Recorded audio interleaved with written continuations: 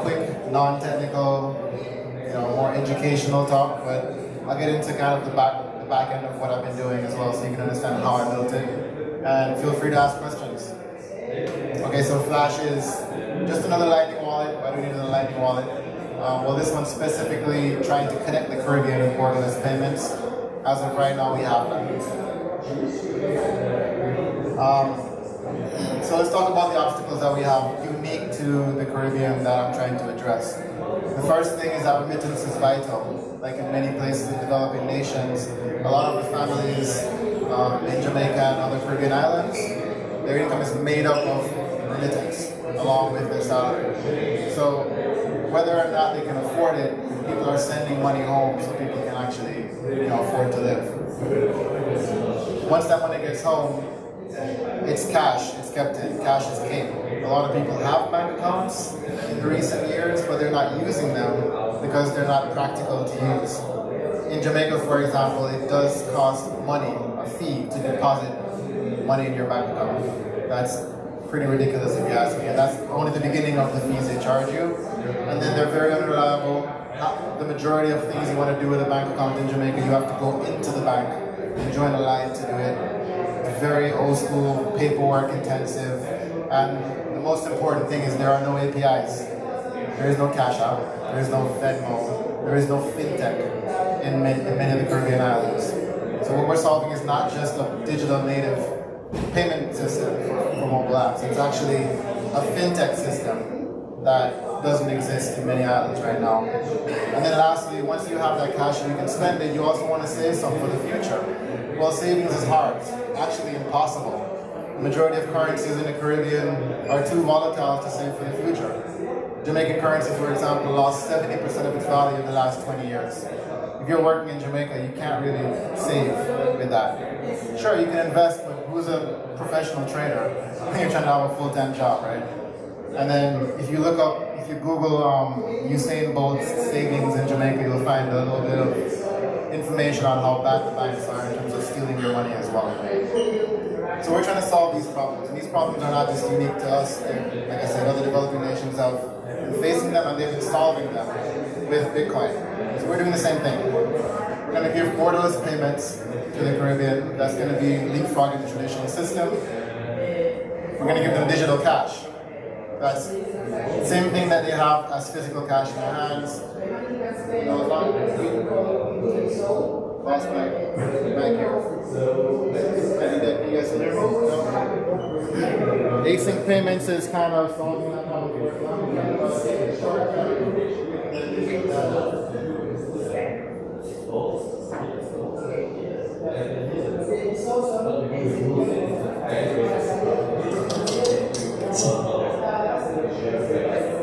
And then lastly, incentivized savings. Like I said, 70% of our value is being lost, so we're trying to give them something they can save in. And technically, the US dollar is what people want in Jamaica. So if we give them something that is equivalent or better than the US dollar, people are going to start saving in it. And not just saving in it personally, but saving in it as a community.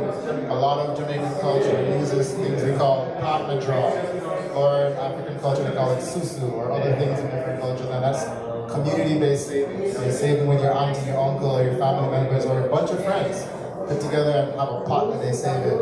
And that's very common, and we want to be able to digitize that. And Bitcoin and multi-sig makes that possible in a trustless fashion. So we're doing all of that. And yeah, losing this. I feel like I'm losing it. You guys might recognize this. That's because we forked the Bitcoin Beach wallet, the Blink wallet is called now.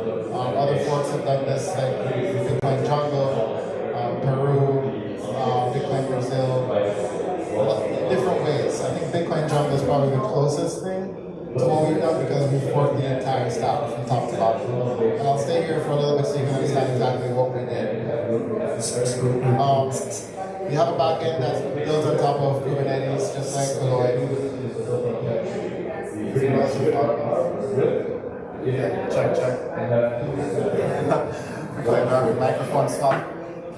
Okay, so the main thing that's different with Flash, and I'll tell you why I did it afterwards, but I wanted to give people an opportunity to kind of step into Bitcoin from not knowing anything about it at all to end up being self-sovereign and holding their own Bitcoin. And I don't think any wallet, when I started building this, was doing the vision that I had. So when you use Flash, the first thing you have is a cash balance. We're using IBEX to do this and with their USD-based Bitcoin wallets, and you're able to hold a USD balance even though you're holding Bitcoin. So if you're getting Bitcoin from abroad, think Strike, but in Jamaica, you can get Bitcoin sent to you, but it's held in a USD pegged balance. That's very important to Jamaicans because we want US dollars and we can't really get them because it's better than our Jamaican dollars. Now once you have that, you don't really care about Bitcoin, you just want the US dollars. Now after you're holding Bitcoin for a while, after you're holding US dollars for a while, you have another wallet right below that's Bitcoin. That is not only Bitcoin denominated, but that's also non-custodial. And the user is able to flip from USD to Bitcoin with just one button, convert button. That's what Galloy is set up in their backend. This allows you to go from USD to non-custodial Bitcoin in the same wallet, and that allows the user to not really have to jump between apps to be able to move from their first touch of Bitcoin USD to having a fully non-custodial wallet in their hands. So let me walk you through kind of the use case I'm solving here. We're talking about a vendor on the beach, right? You're walking down the beach of Jamaica in the Grill, Ocho Rios, even Cayman Islands, and somebody's selling you a Red Stripe beer. And you have your Cash App or your Strike wallet or your wallet of Satoshi, Phoenix, I don't know, whatever you're walking with. And they have Flash accepted here. You can buy the beer from them, they'll type in, $2 for the beer, or whatever currency you're in, they can show you the currency so you know what you're paying in your own currency. They pop up a create invoice, scan the QR code, and you pay them. And you walk away with your beer, you're happy. They can check their wallet now and see USD balance, or if they wanted to accept it as default Bitcoin wallet, they can as well. And they're able to immediately do that. And then the part that we are building as a company are the off-ramps. While it's great, the majority of my time is spent on the ground, onboarding companies, small shops, schools, churches, organizations to accept Bitcoin, and especially remittance companies. In Jamaica, they call them cash out points and other places too, where this cash out shop can have like Western Union, MoneyGram, Ria, Zoom, like 10 different places listed. Flash will be one of them. So they can accept money with their point of sale system, walk down the street to the nearest Flash point and cash it out for real dollars if they want to. That's really what people need more than anything else. They need that liquidity in and out as fast as possible so that they can trust that Bitcoin is an actual payment system that they can actually save in and use when they need to. That being said, we built some other really cool things in here too. Let's say you finished that beer and you liked it and you went home and you're like, you know what, I'm going to go down the beach tomorrow and buy another one. You can actually go to the chat tab and you can see people you've previously paid and send them a message. We're using encrypted messages, encrypted DMs on Nostr to send the person who just paid a message saying, hey, I'm going to get another beer, keep it cold for me. Cool, he'll respond to you, sure, let me know when you're coming. You can even zap him the money in advance. So you're now building a relationship between the businesses and the customers through the app, the same app that they're using their wallet in. And then lastly, we're using the map feature from Galloy so you can see where they are, you can see all the Flash points that are available. We'll have the earn tab as well. And it's fast, borderless transactions for all, from beachside purchases all the way to global remittance. Our first use case is global remittance, so we're making sure to open up on remittance places first so that people like River in the US, Cash App in the US, CoinCorner in the UK, we can send people that are sending money home from the UK and the US to those partners, and they can just send Lightning directly to our wallet. I'll pause there before I go into the Breeze and IBEX stuff. Question? Yeah, amazing job. That also means like you are like a regulated entity, and do you do KYC to your customers? Because for international payments with American companies, sometimes it's tricky. That's what I. So the question is, am I a regulated entity and do I do KYC for my customers? Good question. So we are a fintech app first. The people that we're partnering with are money outlets that are regulated entities. So remember, this guy, private business owner, has a Western Union license, a MoneyGram license, a Real license. He is a licensed money transmitter. That's right. We're his fintech and technology solution that's partnering with him. Kind of a white label or different? White label, exactly. And that's why I'm going to go into the technology now. This is the cool part, right? On the USD side, we're not running the actual Lightning node in the background. I know Galoy does. We're leaving that dormant for now, and we are using IBEX's API. IBEX's API is super cool. You guys should check it out if you want to. It is super easy to use. You can spin up a Lightning node. You spin up an entire account, and it gives you a Lightning node, a Lightning address, an on-chain address. You can have it as BTC denominated, USD denominated, Mexican denominated, Quincelas, Guatemalan denominated, and I think they have one more, maybe Euro, and they're adding more currencies as they go. Super easy to use, but of course there's a small fee with it. I think it's a 0.5% if you want to cash out with them.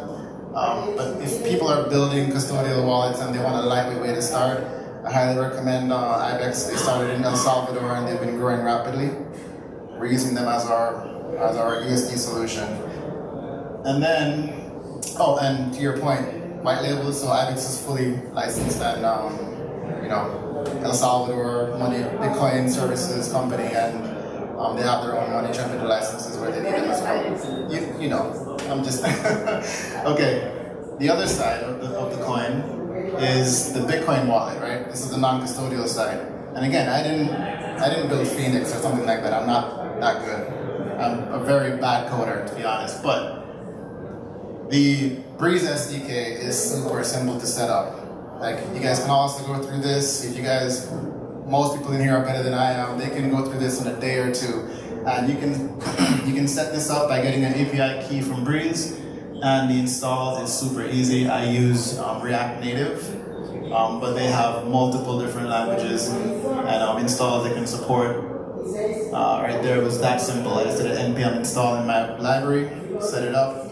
Every time they have an upgrade, you just do a upgrade and it upgrades to the latest version. Sometimes they have some breaking changes, but honestly, the fact that I could do this, I mean, anybody in this room could do it and make a non-custodial wallet in your app, and it doesn't have to be an actual wallet you're making. You can make any kind of app and drop this in here as a non-custodial wallet they can use. And the cool thing about Breeze SDK, I don't know what became a Breeze SDK advertisement here and not Flash, but the cool thing is that once you set this up, any other app that's using Breeze SDK uses the same balance because you're using the same non-custodial node on that phone. So that's pretty cool that you're horizontally scaling your Lightning node per user.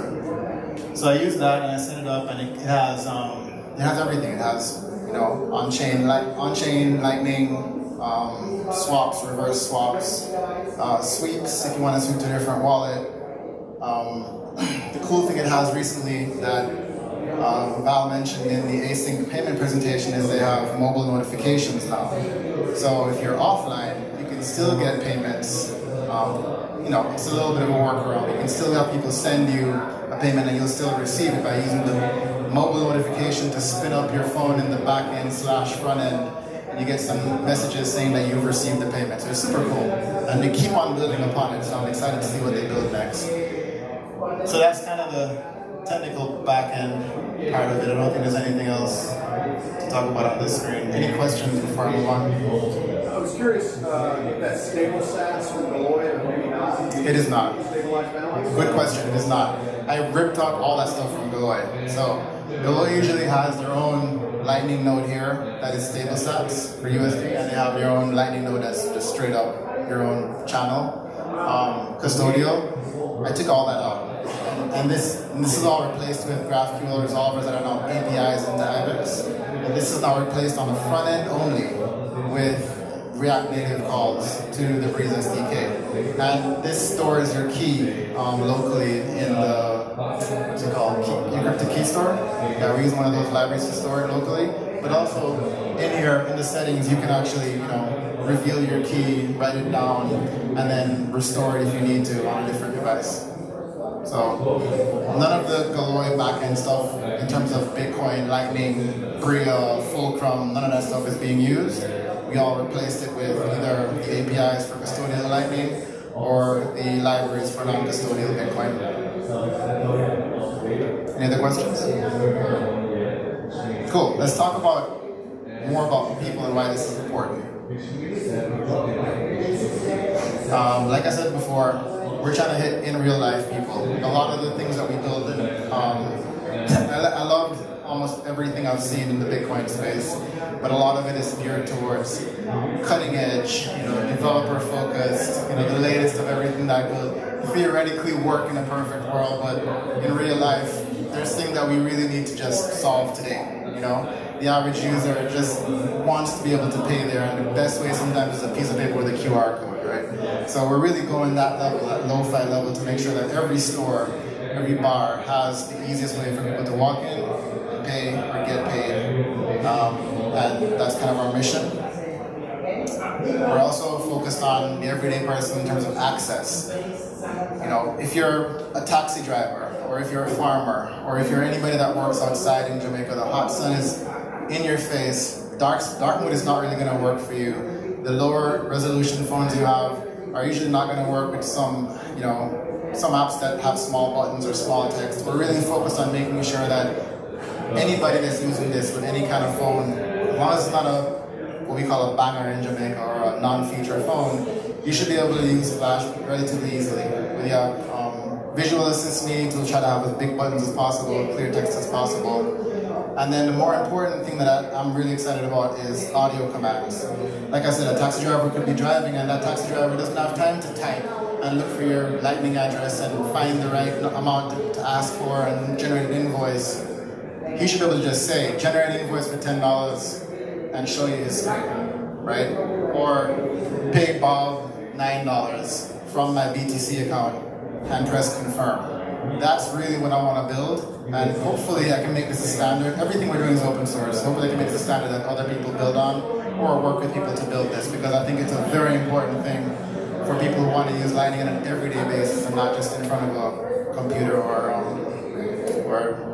workstation like me. The Caribbean has different language. What language do you use right now? Say again? In what language are the audio commands? Right. Good question. So she asked what language are the audio commands in, and the MVP is going to be in English, but we're in the Caribbean. We have 7 different languages and over a dozen dialects. So I've been working with a really good machine learning guy to look at what the derivations are, and the main languages, English, French, Spanish, and Dutch, cover the majority of my region. And all the dialects, you can actually translate them into these main languages before you translate it to text, before you translate it to an action. So as long as we cover those 4 languages, I think we'll cover the majority of dialects as well. But training is going to be needed for the LLM, because different regions have different, pronunciations, and you have to really get to the phonetics if you want a person in rural Jamaica to be able to say what they want and really get it. Thank you. Sorry about that. Okay, so why now? This is kind of why I am here, as opposed to just in a room building this over the next 5 years. It's because timing is important in the Caribbean. As of right now, regulation is, for the most part, not there for the majority of islands. Like, you don't require a license or a bit license or any kind of approval from the Central Bank of Jamaica or Central Bank of Cayman to be able to transact using Bitcoin, or to be able to use Bitcoin as rails for transactions. That could change in the future, because as you can see in America, a lot of things are changing fast. In the UK, things are changing even faster. So we expect these kind of things to trickle down. So I want to be able to build something that is able to not only be ahead of the curve, but eventually influence policy with a successful precedent, as opposed to just waiting for them to figure it out blindly. Secondly, there's no competition. Traditional rails, Western Union, MoneyGram, they're not using Bitcoin. So they're trying to use other cryptocurrencies and failing, but this is kind of a black hole in terms of remittance companies trying to use Bitcoin itself to move money across borders. And then finally, inflation. I think everybody can relate to that. That's a problem. We need to fix it. That's urgent. This is our roadmap. We're rolling out right now in Jamaica. The pilot phase is in a place called Mandeville, small town, about 6,000 people, cute little place. There you have a lot of remittance foot traffic, and we're going to have 9 stores rolling out in March. We're going to be testing this out. Basically, people walk in, they scan the QR code, they tell their relatives abroad, get Bitcoin and send it to me. Then we're going to be full launch in Jamaica by Q3 in this year. We're moving to the Cayman Islands and Grenada by the end of the year. And then through next year, 2025, we plan to cover the majority of the islands in the Caribbean, spreading through a thing called Caribbean Carnival. If you guys know about Caribbean Carnival, you'll be having a smile on your face. It's one of the most exciting and fun things in the Caribbean you can go to. You probably know Brazil Carnival, which is probably one of the few carnivals that's bigger than Caribbean Carnival. So think Brazil Carnival, but with a bunch of Caribbean people. Trinidad is probably the closer one to you, and they're probably the biggest carnival in the Caribbean. So we want to be able to go there and say, hey, we're in all of your islands. Everybody that's here partying, you can use Flash in your island. That's our goal by 2025. And then our product roadmap is, like I said, the MVP, just be able to send, receive, and talk to your businesses on the app. By 2024, we want to be able to have more of a peer-to-peer marketplace. Just standing on top of Nostr, we're not building this all ourselves. Nostr's already doing this, right? So we have Nostr in the app. The marketplace will organically develop. Hardware keys. We talked about non-custodial wallets in the app, right? Well, that non-custodial wallet is still a Lightning wallet, even though it's non-custodial. We want people to be able to go all the way down to full sovereign, cold storage. So we want to be able to off-ramp them into hardware wallets as well. And then lastly, APIs. We want to be able to have open APIs so people can build on Flash in Jamaica. Your average company that wants to have a website should be able to say accepted with Flash with a few API calls. That's pretty much it. That's my spiel. The mission of the company, we want to free the code. Everything we build is open source. Everything we're using is open source, unless it has not to be open source. If you go down to some Microsoft products, maybe, but everything we're using is open source, and everything we're building, we have an MIT license for it. We're freeing the money, easily accessible and affordable borderless transfer, and then finally, we're freeing the market. Right now, I can't send money very easily to Haiti, to Jamaica, to the Dominican Republic without jumping through hoops. We want that to be as easy as sending a Lightning payment. That's our goal.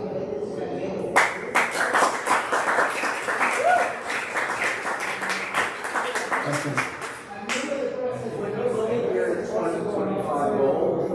Getting across the Caribbean, what do you identify as a business challenge and then the technology challenge to reach that goal? The question is, as I look next year, what is my biggest business challenge across the Caribbean and biggest technology challenge across the Caribbean? I would say the biggest business challenge across the Caribbean would be getting into countries that are a little bit harder to do like banking relationships with. I think that's the biggest business challenge. Countries like Cuba, countries like Haiti that have pretty corrupt and hard to deal with institutions. Not only that, but hostile environments. It's really hard to just be on the ground, really working there. I think that's the biggest business challenge that we're going to have to solve. But we have a lot of connections in different places that will help us to solve that. It's just going to take time. We have to be careful, because it's one thing to build theory and build technology, but when you're dealing with human beings, it's a little bit of a different strategy we have to take, and a little bit slower movements. The biggest technology challenge I think we're going to have is education.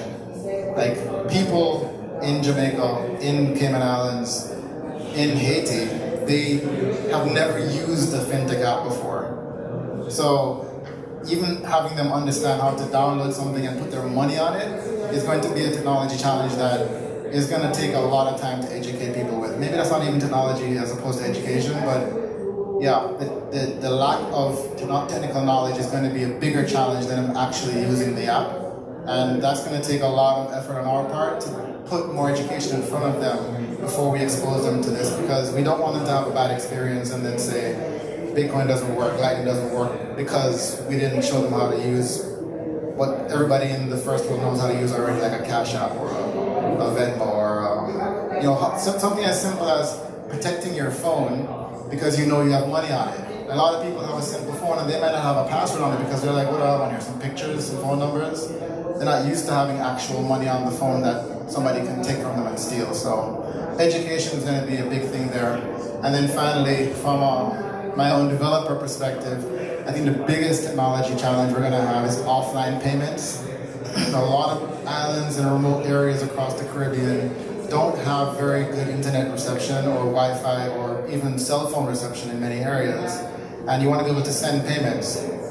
And not just like async payments. I mean, both send and receiver, you want to be offline, you still want to know that the payment was confirmed. And I really like the fact that Fedimint and Charmini Cash, like Cashew, are doing a lot of things to solve this. But that's going to be a big challenge I want to continue to push forward, because I think if you can make this as much as similar to physical cash as possible, like I put it in your hand, I'm done, there are no fees, and I know you have it, then that's kind of the North Star for me. Any other questions? Are you using the feature of stable accounts behind this? Yes. I don't think they call it stable accounts, but they call it a USD denominated wallet.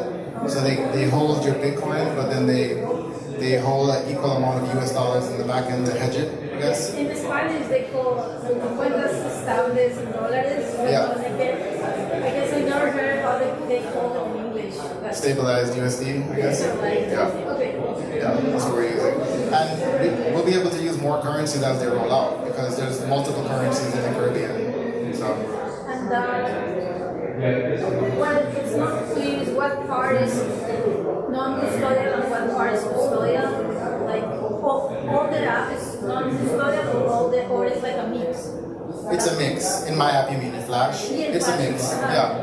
It's the USD side. The easy way to look at it is the USD is all custodial. You have to give well, first of all, you don't have to give anything to start using the USD side. But if you lose your wallet, you lose your money because you didn't back it up. You have to give them your phone number or your email address in order to be able to restore it from IDEX. Yeah. It's all custodial. The Bitcoin side, all non-custodial. As soon as you start using this, there's a 12-word seed phrase for you to write down. And if you don't write that down, you also lose it, right? So, yeah, bottom non-custodial, top custodial. And we want to be able to say it's a funnel. So top non-custodial USD, top custodial USD, bottom non-custodial Bitcoin, and then even lower bottom will be cold storage in your hardware wallet. That's what we're gonna have below, hopefully.